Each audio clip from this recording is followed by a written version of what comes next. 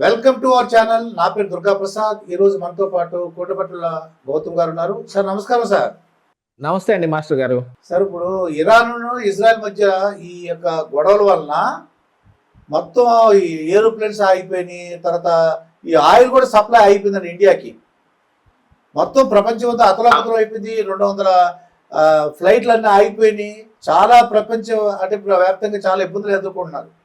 అయితే ముఖ్యంగా మన భారతదేశం వాళ్ళు ఏం చేయమంటారు అంటే రేట్లు పెరగడానికి అవకాశం ఉందా? ఎటువంటి జాగ్రత్తలు తీసుకోవాలి? ఎటువంటి పొదుపు చర్యలు ఏం తీసుకోమంటారా? పొదుపు చర్యలు అని అంటే ఇప్పుడు యాక్చువల్గా ఇప్పుడు మార్కెట్లో ఉన్న వాళ్ళైతే ఇది మంచి సమయం కింద చెబుతున్నారు షేర్ మార్కెట్కి. ఎందుకంటే ఏదైనా ఇన్ఫ్లమేషన్ వచ్చినప్పుడు మరి షార్ట్ టర్మ్ వీళ్ళందరూ టకటక డబ్బులు చేసుకునే అవకాశం ఉంటుంది. లేదు తక్కువ రేట్లు తగ్గుతాయి కాబట్టి షేర్లు కొని పెట్టుకునే అవకాశం కూడా ఉంటుంది. వాళ్ళకి ఇది మంచి సమయం లాగానే ఉంది. కాకపోతే వచ్చి ఇప్పుడు ఇరాన్ ఈ హర్మూజ్ జలసంధిని దిగ్బంధం చేసి అక్కడి నుంచి చమురు నౌకలు రాకుండా ఆపేసింది. యాక్చువల్గా ఇరాన్ వైపు నుంచి కానీ ఈ మిడిల్ ఈస్ట్ నుంచి మనకి దాదాపుగా ఈ హర్మూజ్ జలాశయ సంధి నుంచి దాదాపుగా 50 to 60% చమురు అక్కడ ఆ మార్గం గుండానే రావాలి. అలాంటిది ఇప్పుడు మన భారతదేశానికి వచ్చి చేరాల్సిన రోజుకి 4 నౌకల చొప్పున రావాల్సినవి 4 రోజులుగా ఒక నౌక కూడా లేదు. మరి దీన్ని ఇప్పుడు ప్రతి దేశం కొంత చమురు నిల్వలను పెట్టుకొని ఆ తర్వాత మిగతాది పర్చేసింగ్లు కానీ రవాణాలు కానీ చూసుకుంటారు. ఎందుకంటే ఈ రోజు కొంటే మరి ఆర్డర్ పెట్టుకున్నట్టు ఇన్స్టామార్ట్లో వచ్చినట్టు 10 నిమిషాల్లో రాదు కదా చమురు నౌక. అందుకోసం అని చెప్పి కొంత నిల్వలు ఉంటాయి. ఆ నిల్వల ప్రకారంగా ఇప్పుడు మనం చాలా జాగ్రత్తగా ఉండాల్సిన అవసరం ఉంది. ఆల్రెడీ ఇప్పుడు బ్యారెల్కి చమురు ధర $100 దాదాపుగా చేరుతుంది. 100 దాటి $110 కానీ $130 కానీ అయినాయి అంటే ఇక చుక్కలు అంటుకోవటమే పెట్రోల్ కానీ డీజిల్ కానీ. అలాంటి పరిస్థితుల్లో చూడండి మరి ట్రంప్ ఈ యుద్ధం 4-5 వారాల పాటు కొనసాగొచ్చు, అవసరమైతే ఇంకా పైన కూడా చేస్తామని చెబుతున్నాడు. గతంలోనే మీరు ఇలాగనే రష్యా ఉక్రెయిన్ వారు కూడా తీసుకుంటే ఏముందండి, రష్యా ఉక్రెయిన్ ని ఊరకు అలా పట్టేస్తుంది, 2-3 రోజుల్లో వారైపోయింది అన్నారు. కానీ 5 సంవత్సరాలుగా నడుస్తానే ఉంది అది. ఇరాన్ కూడా వాళ్ళ సుప్రీం లీడర్ ఖమేనీని కోల్పోయిన తర్వాత వాళ్ళు కూడా హెక్టిక్ గా ప్రయత్నం చేస్తున్నారు ఇజ్రాయెల్ నెహన్యాతుని అంతం చేయటానికి. ఆయన కార్యాలయం మీద కూడా నిన్న ఇరాన్ దాడులకు పాల్పడింది. ఇంతేకాకుండా ఏంటంటే మిడిల్ ఈస్ట్ లో ఉన్న చాలా దేశాల్లో ఇరాన్ అమెరికా స్థావరాలు ఏదైతే ఉన్నాయో వాటన్నిటి మీద బాంబింగ్ చేసుకుంటూ వస్తుంది. ఎందుకంటే డ్రోన్ వ్యవహారం ఇరాన్ దగ్గర బాగా స్ట్రాంగ్ గా ఉంది. వితౌట్ ఎనీ లాస్ వాళ్ళు డ్రోన్ ని పంపించేసి బాంబులు బ్లాస్ట్ చేయగలిగిన స్థితిలో ఉన్నారు. కాబట్టి ఉన్న అన్నిట్లోనూ ఇలాగనే బాంబులు పేలుతుంటే అందుకనే కదా ఇప్పుడు ఈ ఫ్లైట్లు మొత్తం అన్ని దాదాపుగా 200కి పైన సర్వీసులన్నీ యాప్ చేసుకుని కూర్చోవలసి వచ్చింది. దుబాయ్లో కూడా మంచు విష్ణు కావచ్చు, లేకపోతే ఇక ఈ బ్యాడ్మింటన్ ప్లేయర్స్ కావచ్చు, అందరూ అక్కడ ఇరుక్కొని పోయి ఉన్నారు. చాలా మంది మరి తిరిగి దేశం రావడానికి ఎప్పుడెప్పుడా అని ఎదురు చూస్తున్న పరిస్థితులు ఉన్నాయి వాళ్ళందరూ. కాకపోతే ధైర్యంగా ఉండగలిగింది ఏంటంటే ప్రస్తుతం ఇరాన్ కేవలం అమెరికా స్థావరాలని బేస్ చేసుకుని వాటి మీద బాంబింగ్ చేస్తుంది, మిగతా సామాన్య జనాల మీదకి రావలేదు. కానీ ఇప్పుడు అమెరికా ఇలాగనే కొనసాగుతుంటే ఇజ్రాయెల్ కూడా మళ్ళీ ఇరాన్లో దాడులకు కానీ లేదు వైమానిక దాడులు ఆపేసి ఇప్పుడు గ్రౌండ్ లెవెల్లో దీనికి వెళ్తే ఇక వాళ్ళు ఏం చేస్తారు, తప్పని పరిస్థితుల్లో పక్క దేశాల్లో ఉన్న ప్రజల మీద కూడా బాంబులు వేస్తారు. అలాంటి సమయాల్లో ఫస్ట్ పేల్చేసేది ఏముంటాయి, ఇక ఈ ఎయిర్పోర్ట్లే కదా. దీంతో పాటుగా మిడిల్ ఈస్ట్లో పనిచేయడానికి దాదాపుగా భారతీయ సంతతి చాలా ఎక్కువగానే ఉంది. వాళ్ళందరూ కూడా మరి ఒక పక్కన బాంబులు పేలుతుంటే ఇప్పుడు మనం ఎప్పుడు చూసింటాం కదా, మన జీవితకాలం మొత్తంలోనే టపాసుల సౌండ్ తప్ప బాంబు సౌండ్ ఏ రోజు వినుండం. మీరు వినుండరు, నేను వినుండను. ఇప్పుడు అలాంటిది పక్కలో బాంబులు పేలుతూ భీకరమైన శబ్దాలు వస్తుంటే ఇక వాళ్ళ మనస్థితి ఏ రకంగా ఉంటుంది, అది కూడా ఒకసారి ఆలోచించుకోవాల్సిన అవసరం ఉంది. చమురు నిల్వలు అయితే ఖచ్చితంగా ఇప్పుడు మన దగ్గర ఉన్న దాని ప్రకారంగా దాదాపుగా ఒక 1 రోజులకు సరిపడా చమురు ఉంది అనేది అయితే తెలుస్తుంది. కానీ గత 4 రోజులుగా రోజుకి 4 నౌకల చొప్పున రావాల్సింది ఒక్క నౌక కూడా రాకపోవటం మూలాన ఇప్పుడు చూడండి ఇక ఈ నిల్వల్లో ఎంత అయిపోయే అవకాశం ఉంది. అవి ఇదిగో ఇక ఒక 30 రోజుల వరకు రావచ్చు అనే అంచనా ఉన్నా అది కొద్దిగా ఎక్కువ, కొద్దిగా తక్కువ జరిగేది ఉంది. కానీ యుద్ధం దాదాపుగా 4, 5 వారాల పాటు కొనసాగుతుందని ట్రంప్ చెబుతాం. దీని ప్రకారంగా చూస్తే గతంలో ఉన్న అనుభవాల ప్రకారంగా కూడా చూస్తే ఇది ఎంత ప్రొలాంగ్ అవుద్దో తెలీదు. కేవలం ఈ హర్ముజ్ జలసంధి మూసివేయటం మూలాన చమురు నిల్వలు మనకి దిగుమతి అవ్వాల్సినవి రాకపోవటం పోగా మనం మిడిల్ ఈస్ట్లో కంట్రీస్కి దాదాపుగా $4.1 మిలియన్ ఉత్పాదనని మొత్తాన్ని మనం ఇక్కడి నుంచి ఎలక్ట్రానిక్ ఉత్పత్తులను పంపిస్తాం.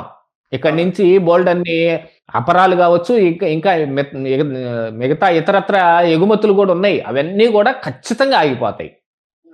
అంటే రెవెన్యూ రావాల్సింది రాదు, అందాల్సిన చమురు అందదు. ఆల్రెడీ ఇప్పుడు పిల్లలు అనకూడదు కానీ టాయిలెట్కి వెళ్ళటానికి పీకి పోవటానికి కూడా ఈ బండి తీసి పెట్రోల్ ఖర్చు పెడుతున్నారు.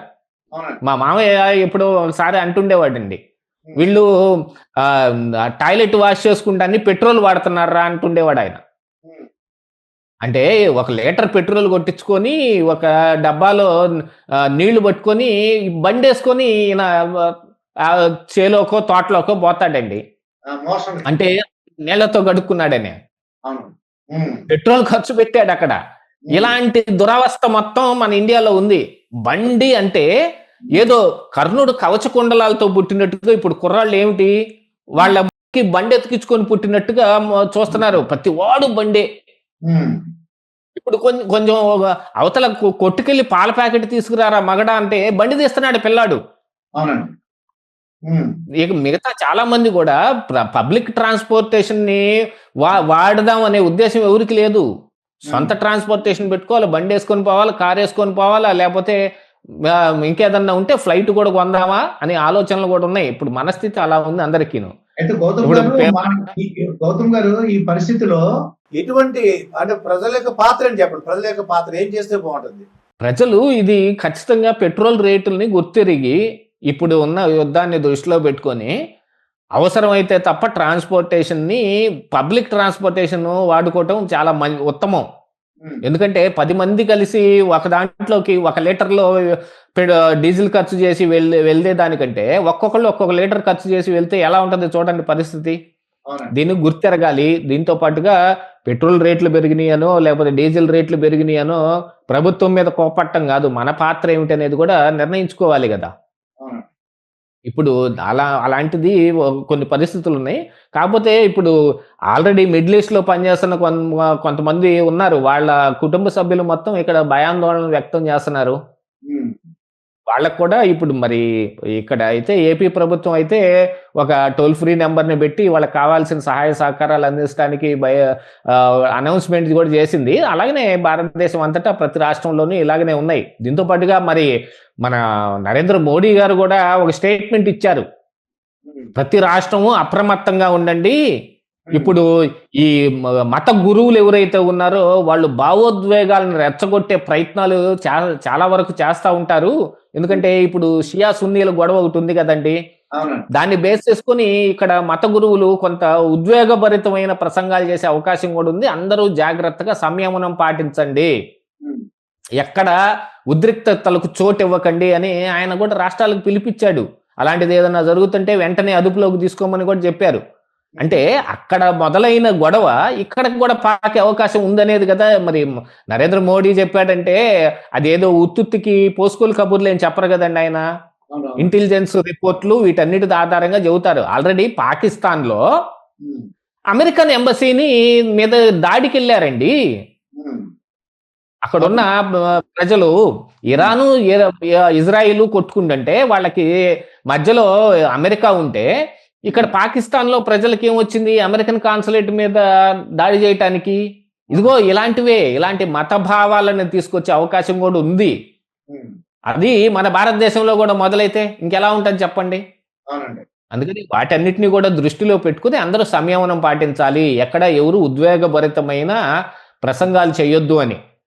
దీంతో పాటుగా ఇంకా ఇప్పుడు ఇజ్రాయెల్ అంటే ఏంది తెలిసిందే, ఇరాన్ అంటే ఏంది తెలిసిందే. ఇప్పుడు ఆ 2 మతాల మధ్య వచ్చే గొడవలను కూడా ఇప్పుడు ఎవరు తీర్చాల్సిన అవసరం ఉంది? వీటన్నిటిని కూడా చూసుకొని అమెరికా కూడా ఒకంత దీన్ని ఎక్కడో చోట మంగళం పాడాలి. దీన్ని ప్రొలాంగ్ చేస్తూ పోతే యుద్ధం ఎప్పుడైనా వినాశనమే, దాంతో పరిష్కారాలు ఉండవు, చర్చలు మాత్రమే పరిష్కారం.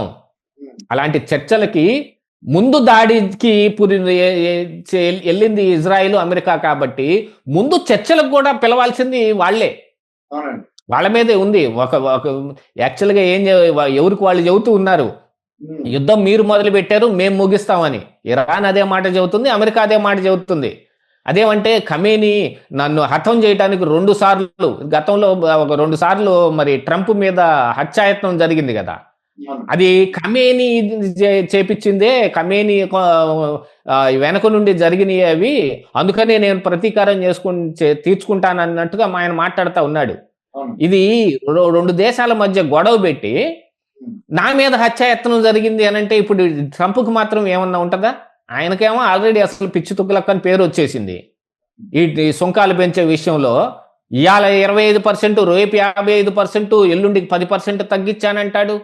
ఇక అదేమంటే రష్యా నుంచి మీరు చమురు కొనబాకండి, అమెరికా నుంచి లేదా వెనుజువెలా నుంచి కొనండి అని అనౌన్స్మెంట్లు చేస్తుంటాడు. ఈ సమయంలో భారత్ కూడా ఒకంత సంయమనం పాటిస్తుంది, ఎటువైపు కోపేసుకోవటానికి చూసుకోకుండా వీళ్ళు స్తబ్దుగా ఉండటే ప్రయత్నం చేస్తున్నారు. ఇందులోకి మరి ట్రంప్ ఏమన్నా భారత్ను లాగే ప్రయత్నం చేస్తాడా, అది కూడా చూడాలి. అట్లాంటి వాటికైతే ఎక్కువగా ఆస్కారం ఉండదు. కాకపోతే మరి మన పాత్ర ఏమిటని తెలుసుకోవాలి. ఇరాన్తో పాటు మనకి కూడా కొన్ని సత్సంబంధాలు ఉన్నాయి. ఇరాన్కి మన దగ్గర నుంచి 30 to 40% బాస్మతి రైస్ ఎగుమతి అవుతుంది. అందున అక్కడ ఉన్న చార్బహార్ పోర్టు మన అండర్లోనే ఉంది, మనం నిర్వహిస్తున్నదే. ఇక ఇరాన్తో ఉన్న సత్సంబంధాలను కూడా మనం ఏ రకంగా చూడాలి? అటు ఇజ్రాయెల్ తోటి మొన్ననే నెతన్యాహు తోటి ఇజ్రాయెల్ పార్లమెంట్లో మరి మోడీ మాట్లాడి వచ్చారు. ఇలాంటి దాడి మరి ముందుగా ఊహించిందా, లేకపోతే ఇది ఏదో ప్రీ ప్లానే, అమెరికా చాలా ముందు నుంచి ప్రీ ప్లాన్డ్ గా ఉంది, ఇలాంటి దాడి చేపించింది అంటున్నారు. కానీ మరి మోడీకి ఏమన్నా తెలియలేదా దీని గురించి అనేది కూడా చూడాలి. ఇజ్రాయిల్లో మాట్లాడొచ్చిన కారణానికి ఇప్పుడు ఇక్కడ మత గురువులు చూడండి నెతన్యాహు తోటి ఇతను మోడీ కొమ్మక్క అయిపోయాడని మరొకటి మాట్లాడతారు కదా. వాటన్నిటిని కూడా మనం ఏ రకంగా అర్థం చేసుకోవాలి? దౌత్య సంబంధాలని మతపరమైన సంబంధాలకి తీసుకొని రాకూడదు అనేది కూడా ఒకసారి గుర్తెరగాలి. ఇదంతా ప్రజలు గుర్తుపెట్టుకోవాలి. ఎస్పెషల్లీ ఎక్కడ భావోద్వేగానికి గురి కాకూడదు. అన్ని మతాల వారికి నేను చెబుతున్నా. అందరూ కూడా ఎవరి పని వాళ్ళు చేసుకుని ట్రాన్స్పోర్ట్ అనేది పొదుపుగా వాడుకుంటే ఏంటంటే మీరు అన్నట్టు పబ్లిక్ ట్రాన్స్పోర్ట్ ఉపయోగించుకుని, అలాగే వ్యాపారస్తులు ఎవరన్నా ఇదే సమయం రేట్లు పెంచాలని ప్రయత్నిస్తే ఆ భావన ఉంటే వాళ్ళు అలాంటివి పెట్టుకోకూడదండి. ఇది అవకాశం తీసుకుని రేట్లు పెంచేద్దాం, ఎవరన్నా వ్యాపారస్తులు అంటే ఆ స్టాకుల్ని దాచేసి బ్లాక్ మార్కెటింగ్ అంటారండి. అలా లేకుండా నీతిగా నిజాయితీగా వ్యాపారస్తులు ఉందని కోరుకుందాం. మరొక వీడియోతో మేము ఉంటాను. మీ మాస్టర్ దుర్గా ప్రసాద్. నమస్కారం సార్.